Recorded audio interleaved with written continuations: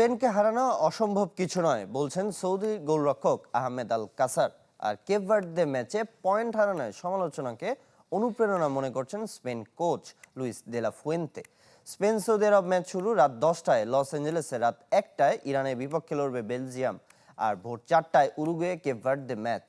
Colgate Max ফ্রেশে আছে icy cooling crystals যা দেয় ম্যাক্সিমাম ফ্রেশনেস সহ কোলগেট ম্যাক্স ফ্রেশ। ফেভারিট তকমা নিয়ে বিশ্বকাপ শুরু করা স্পেনকে এখন সমালোচনা শুনতে হচ্ছে নবাগত কেপ ভার্দের কাছে পয়েন্ট হারানোয়। সৌদি আরব ম্যাচের আগে সমালোচনাকে অনুপ্রেরণা হিসেবে নিচ্ছেন স্প্যানিশ কোচ, চিন্তিত নন গেল ম্যাচ নিয়ে। সমালোচনা আমাদের অনুপ্রাণিত করছে।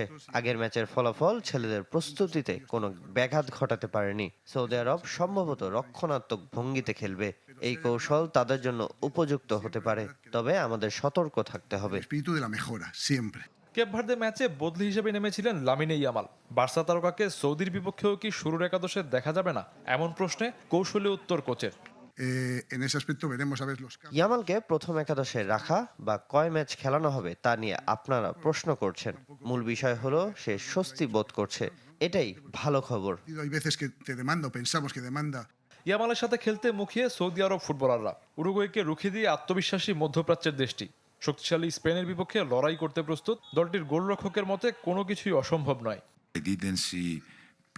ইয়ামাল সম্ভবত বিশ্বের সেরা প্রতিভা। বার্সায় সে মেসির জায়গা নিয়ে নেয়ার কাজটা দারুণভাবে করছে। ইয়ামালদের মতো ফুটবলারদের মুখোমুখি হতে পারাটা আনন্দের।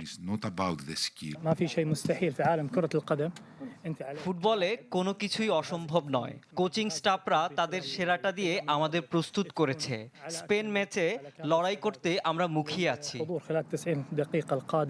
প্রথম ম্যাচে পয়েন্ট হারানো ইরান বেলজিয়ামও মাঠে নামার অপেক্ষায়। নকআউটের রেসে টিকে থাকতে দুদলেরই জয় প্রয়োজন। ইরানকে হারাতে হলে শতভাগ দিয়ে লড়তে হবে বেলজিয়ামকে, বলছেন কোচ গার্সিয়া।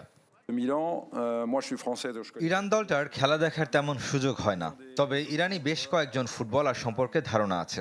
তাদের সঙ্গে জিততে হলে শতভাগ দিয়ে লড়তে হবে। বেলজিয়াম ম্যাচের আগে লস অ্যাঞ্জেলেসে নিজেদের শেষবারের মতো ঝালিয়ে নিয়েছে ইরান ফুটবল দল। শফিউদ্দিন শাওন, চ্যানেল 24।